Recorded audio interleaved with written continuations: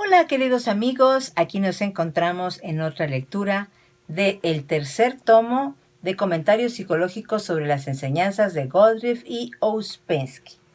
Nos hemos quedado en la página 25, comentario Nota sobre la ley de destino. Cuando luchamos contra la identificación, desaparecen muchas emociones innecesarias. ¿Qué significa luchar contra la identificación? Esta cuestión nos lleva a preguntarnos, ¿qué es lo que en sí, en mí mismo, hace que me identifique con este o aquel suceso o con esta o aquella situación? La respuesta nos la da nuestro propio nivel de psicología. Hemos hablado la última vez de este punto tan importante, a saber que todos poseemos cierta psicología que nos impulsa a reaccionar y comportarnos tal como lo hacemos. En mi propio caso, si empiezo a discernir esta psicología a la que doy por supuesto en mí mismo y que adquirí desde la niñez debido a innumerables influencias ejercidas sobre mí y que en mi caso el trabajo llamaría Nicole, y si intento apartarme de algunas de esas habituales reacciones mecánicas contra Nicole, tendré entonces una probabilidad de transformar mi nivel de ser. Pero si no puedo discernir a Nicole, no seré capaz de experimentar cambio alguno en mi ser. Ahora bien, en mi caso Nicole es llamado personalidad y la personalidad está bajo la ley de accidente. Pero en esta adquirida maquinaria psicológica hay cierta parte que en mi caso es Nicole, que es llamada falsa personalidad. Y esta está aún bajo más leyes que Nicole. ¿Cuáles son las características de la falsa personalidad? Consisten en atribuirse todo a uno mismo por causa de la vanidad y el orgullo. La personalidad adquirida contiene en sí misma cosas a la vez, buenas y malas, hábitos buenos y malos, pero lo que los mantiene activos es en realidad el poder de la falsa personalidad, que los une así como hace que la transformación del ser sea tan difícil y nos hiera y trastorne tanto. Hablemos ahora de la ley de accidente y de la ley de destino. Pero ante todo debo prevenirlos que esta idea no es en absoluto de fácil comprensión. En otras palabras, es antes bien una cosa que es preciso entender que una que puede ser explicada con determinadas palabras. Lo primero que es preciso aprender es que en nosotros hay diferentes niveles. El hombre es un pequeño cosmos, un microcosmos, que hasta cierto punto refleja el gran cosmos o macrocosmos. El macrocosmos nos es dado en la forma del rayo de creación, que como todos pueden ver, se funda en diferentes niveles. Un nivel superior, como digamos el del Sol, está bajo 12 órdenes de leyes, y el nivel inferior, bajo el cual vivimos, está bajo 48 órdenes de leyes. El trabajo dice, como formulación general, que en nosotros la esencia está bajo 24 órdenes de leyes y que la personalidad tomada como un todo está bajo 48 órdenes de leyes. Ahora bien, en el supuesto caso que un hombre esté muy identificado con su personalidad, a través de su falsa personalidad, que a su vez está bajo un mayor número de leyes, el trabajo dice que tal hombre está bajo la ley de accidente. Puede ser matado cuando no debiera serlo.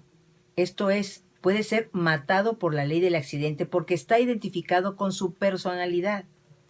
Por una parte, todo este trabajo radica en la no identificación con la personalidad, en particular con la falsa personalidad, y en separarse de la personalidad. Si está completamente identificado consigo mismo, tal como está, y se da por supuesto y no se da cuenta que nada tiene que pueda ser llamado psicología o personalidad, si siempre actúa mecánicamente desde su personalidad adquirida y la toma como si fuera usted mismo, no está bajo la ley de su destino, que pertenece a la esencia o al lado más interno de una persona. Todo cuanto hace es, en un sentido, irreal, porque en realidad usted nada hace desde sí mismo. En el trabajo, a medida que se acrecienta la comprensión en todo hombre o mujer, disciernen que muchas cosas que habían estado pensando o diciendo no son reales y en realidad no les pertenecen en absoluto, debido a que fueron adquiridas por la imitación. Ahora bien, como es sabido, el trabajo dice que la comprensión es la fuerza más vigorosa que podemos crear en nosotros mismos, y cuanto mayor es la comprensión de nuestro trabajo personal, más resultados obtendremos. Cuando un hombre hace algo desde su comprensión, no está actuando mecánicamente desde su falsa personalidad, está actuando desde algo más interno, más profundo. Y cuando ocurre así, es más probable que esté bajo la ley de su destino. Pero cuando actúa desde el lado puramente externo de sí mismo, desde un excitado lado obediente, es más probable que esté bajo la ley de accidente. Un hombre que hace todo porque desea ser exactamente igual a las demás gentes es desde luego un hombre que no actúa desde nada interno. Actúa desde el lado externo de sí mismo, desde la personalidad hablando en general. En realidad no piensa en lo que está haciendo, ni siquiera siente lo que está haciendo, salvo que está haciendo su deber, tal como se lo enseñaron. Se deja llevar por la corriente mecánica de las cosas y en él no hay huella de pensamiento individual, sino que siempre actúa mecánicamente con arreglo a la formación de su propia personalidad. En otras palabras, ahí no hay un hombre verdadero ni un individuo verdadero, sino una especie de hombre de producto masiva, de producción masiva. Tal persona está más o menos bajo la ley de accidente, y tal hombre tendrá escasas veces un momento de sinceridad consigo mismo. Anda por la vida llevando a cuestas la maquinaria psicológica que fue establecida en él, y es simplemente su maquinaria. Esto es, está completamente identificado con su personalidad y la toma como sí mismo. Nunca discute lo que hace, nunca piensa en lo que hace. Tal hombre pertenece al círculo mecánico de la humanidad y está muy lejos del círculo consciente de la humanidad. Sus opiniones son estereotipadas, sus topes están fijados, sus actitudes son adquiridas y así es él, una excelente clase de hombre, pero completamente dormido en sí mismo.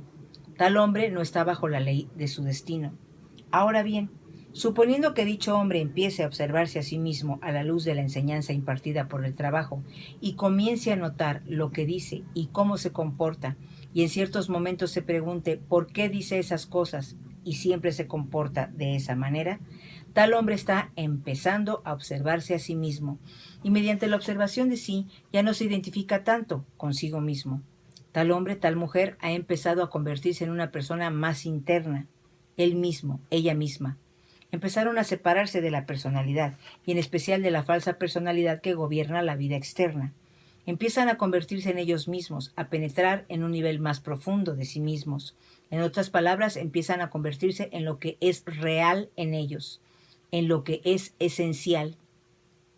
Y a través de esta lucha contra el estar identificado consigo mismo tal como son mecánicamente, es inevitable que hallen que muchas emociones que hasta entonces habían creído necesarias son innecesarias. Ven que muchas emociones innecesarias desaparecen de su vida y que esto también se aplica a muchos pensamientos, muchas maneras de pensar, a los que anteriormente daban tanta importancia. Todo ello significa un movimiento hacia lo interior, hacia la parte esencial de uno mismo, que es la parte verdadera. Y ese movimiento hace que un hombre o una mujer se pongan cada vez más bajo la ley de su destino esencial, para ser lo que son y habían de ser esencialmente. Con el tiempo llegan a ponerse realmente bajo la ley de su propio destino. Reparen que la ley de destino que pertenece a la esencia está compuesta de menos leyes que las que gobiernan la personalidad, lo cual corresponde a elevarse en el rayo de creación o el macrocosmos, al nivel llamado nivel planetario, que está bajo 24 leyes. En el trabajo se lo designa con el nombre de desarrollo. Se podría pensar que el desarrollo significa un incremento de leyes, pero si tomamos el nivel de la luna en el rayo de creación, vemos que está bajo 96 órdenes de leyes. Y esto no es desarrollo. Por el contrario, es un descenso a una acrecentada e inútil confusión. Todo desarrollo consiste en llegar a ser más y más interno en la propia comprensión, discerniendo a qué se asemeja uno y separándose de ello, y al mismo tiempo significa una elevación de todo nivel de ser en función del rayo de creación, a un nivel donde existen menos leyes. El trabajo enseña que a un hombre le es posible alcanzar en sí mismo el nivel del sol. Como es sabido, en el rayo de creación, el sol, como es llamado, está bajo 12 órdenes de leyes, y tal hombre tiene un yo real o amo que obra en él, es decir, obedece a los principios superiores ocultos en la psicología del hombre. Pero esto no nos concierne al presente. Al presente todos nos preocupamos por separarnos de la personalidad y ver a qué se asemeja la personalidad que está en nosotros mismos, y una manera de examinarnos es, como se ha dicho, descubrir las emociones innecesarias. ¿Se ha imaginado alguna vez que la preocupación es una emoción innecesaria? ¿Cree que hacer una tragedia de todas las cosas es una emoción innecesaria? ¿Cree que preocuparse mucho por el comportamiento de una persona o por la marcha del mundo pertenece a la categoría de las emociones innecesarias? El trabajo dice que todas las emociones negativas son innecesarias, ya sea de ansiedad o de preocupación, o las que se pueden llamar emociones obligadas. Algunas personas ansiosas de hacer el trabajo suelen decir muchas veces cosas de este tenor: creo en el trabajo, creo que me ayudará, me gustaría tanto saber a qué debo renunciar. Hacen esta pregunta con ansiedad o aún trágicamente, por así decir, aprietan las manos y dicen: ¿qué tengo que abandonar? Pues bien, basta responderles que es exactamente esta manera de apretar las manos, esta actitud trágica, a lo que deben renunciar. Deben comprender que están identificados con el estar ansiosos y esta es la cosa misma que deben sacrificar. Pero espera que una persona muy identificada consigo misma sea capaz de comprender lo que esto significa. Esta es la mayor dificultad de la enseñanza del trabajo. Cuando las gentes dicen que renunciarán, por ejemplo, a su voluntad, cometen un gran error. Hablan como si tuvieran voluntad, como si pudieran renunciar a ella como acto final, como algo acabado para siempre. Todo ello es ilusión. ¿De qué sirve renunciar a lo que no se tiene? ¿De qué sirve renunciar a lo que no se tiene? ¿Y qué es lo que las gentes deben discernir ante todo, aún antes de comprender de qué trata el trabajo? Es preciso que disciernan a través de una prolongada observación de sí que no tienen una voluntad, sino muchas voluntades diferentes. Cada yo tiene a su turno una voluntad diferente. Por eso, ¿cómo pueden renunciar a la voluntad? El trabajo dice que hay una sola cosa a la que pueden renunciar: el propio sufrimiento. Voy a repetir, amigos. El trabajo dice que hay una sola cosa a la que pueden renunciar: el propio sufrimiento. Pero ¿se imagina que las gentes sean capaces de entenderlo fácilmente? ¿Se imagina que es algo muy sencillo renunciar al propio sufrimiento mecánico? Sin embargo, es la única cosa a la que podemos renunciar en nuestro presente nivel. Renunciar a nuestro sufrimiento. Dejar de sufrir inútilmente. ¿Tiene ello algo que ver con sus emociones negativas, con su compasión de sí, con sus ideas personales sobre la significación aún no descubierta de su propia persona? Si todo esto tiene que ver con su sufrimiento, sí, todo esto tiene que ver con su sufrimiento.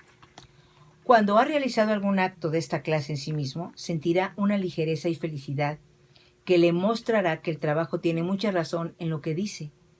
Verá por sí mismo la verdad de lo que enseña el trabajo, y nadie puede hacer este trabajo a no ser que empiece a ver la verdad de lo que enseña mediante su propia experiencia. Ahora bien, renunciar al propio sufrimiento exige no identificarse con todo lo que se es al presente. Exige que se empiece a discernir que se posee una psicología adquirida que reacciona de cierta manera mecánica, de la cual es preciso separarse mediante un trabajo personal y sincero sobre uno mismo. Y este es un movimiento hacia el verdadero lado de uno mismo, el lado interno, el lado esencial, el que está bajo las 24 leyes del destino. El destino es lo que deberíamos ser. Todos los seres humanos fueron creados para llegar a ser algo mediante el destino. Y más se convierte un hombre o una mujer en el individuo esencial para lo que fue creado, menos serán las leyes bajo las cuales estará. El destino significará en realidad lo que fue ordenado primordialmente, nuestro propio y verdadero destino. Cuando un hombre quiere realmente que este trabajo forme parte de su vida, progresará inevitablemente hacia su crecimiento interior, hacia su destino interior. Por cierto, tal vez llegue a convertirse en algo completamente diferente de lo que era en la vida. Muchas cosas accidentales que pertenecen a su personalidad y en especial a su falsa personalidad se apartarán de él, pero tal hombre hará realmente el trabajo y llegará a un punto que a ciertas personas le es posible alcanzar, un punto que le da su verdadero centro de gravedad y su verdadero ser. Y no será más un hombre artificial, un hombre inventado, que permanece en la superficie de las cosas, sino un hombre real, un hombre de este trabajo, el objeto de este trabajo es el de hacer de nosotros hombres y mujeres reales, no gentes inventadas, gobernadas por la falsa personalidad, porque, como tales, nada nos puede suceder, o digamos, muy escasas cosas nos pertenecen realmente.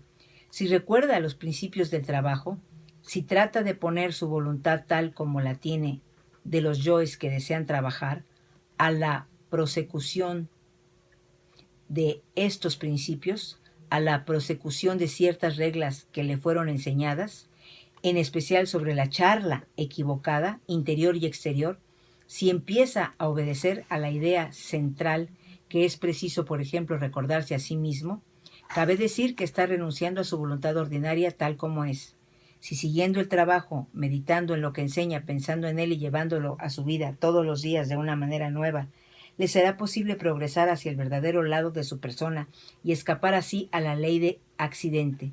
Desde un punto de vista no tiene que renunciar a nada, ni tampoco le han de decir que haga algo, pues gran parte del trabajo consiste en no hacer algo que siempre se hizo. Pero aquí es menester luchar mucho tiempo para comprender cuán gentiles son las influencias del trabajo. Es preciso, por ejemplo, que renuncie a sus emociones negativas. ¿Qué significa renunciar a las emociones negativas? En primer lugar, significa que hay que seguir lo que dice el trabajo. Pero ¿cómo puede uno renunciar a ellas? Ante todo, tiene que observarlas y luego tratar de no identificarse con ellas.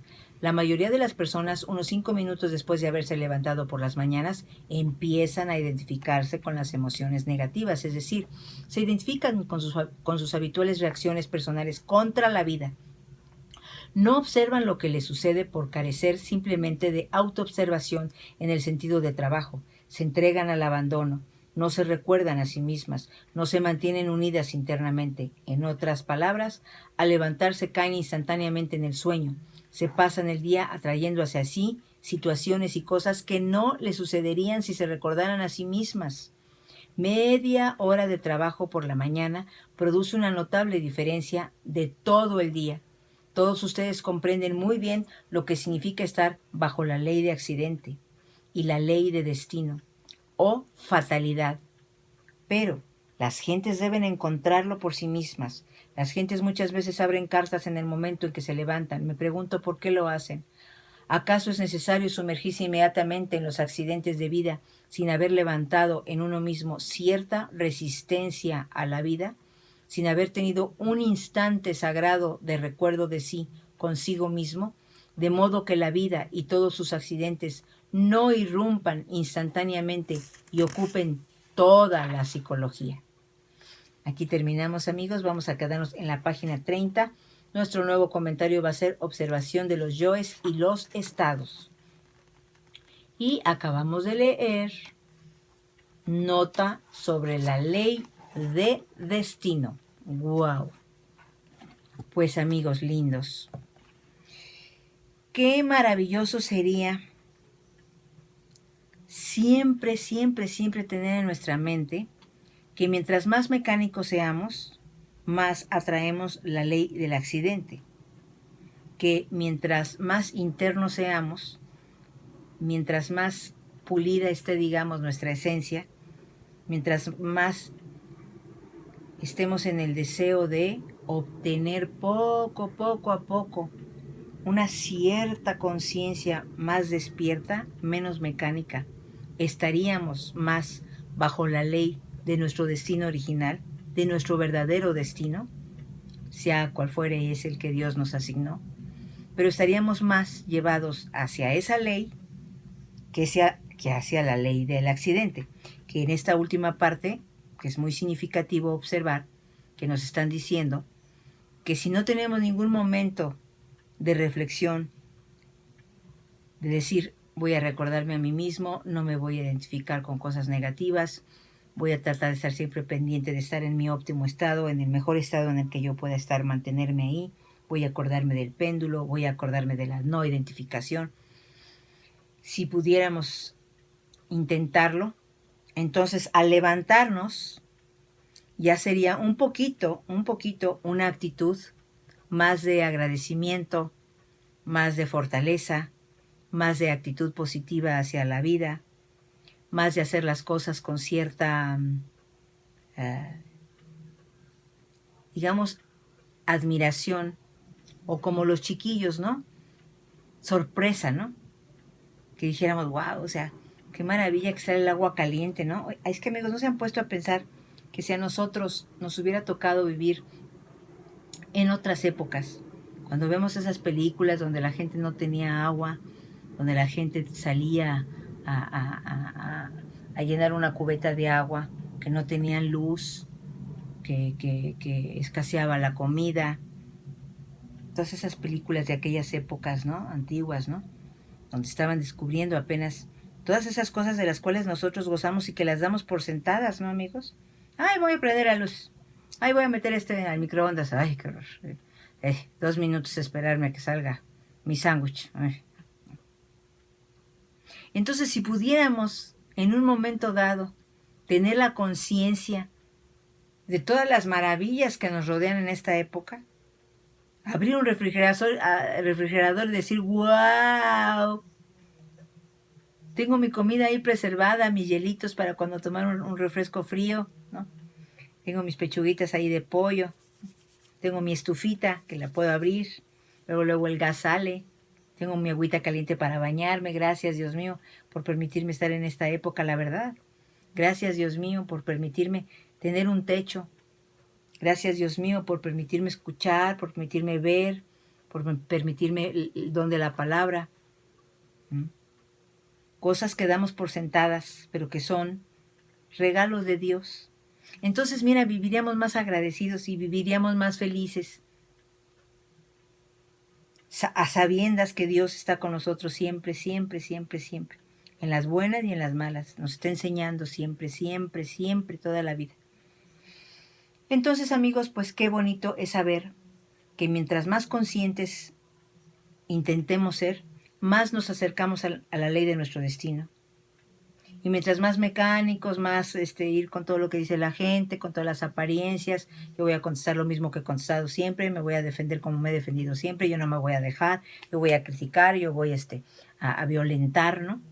Bueno, pues nos acercamos más a la ley del accidente. Entonces, qué bonito esto, esperemos que Dios nos acompañe para poder hacer los esfuerzos necesarios para ser una persona más auténtica, una persona más fuerte, más fortalecida para enfrentar la vida y las cosas. Gracias amigos por acompañarme, nos vemos en una próxima lectura.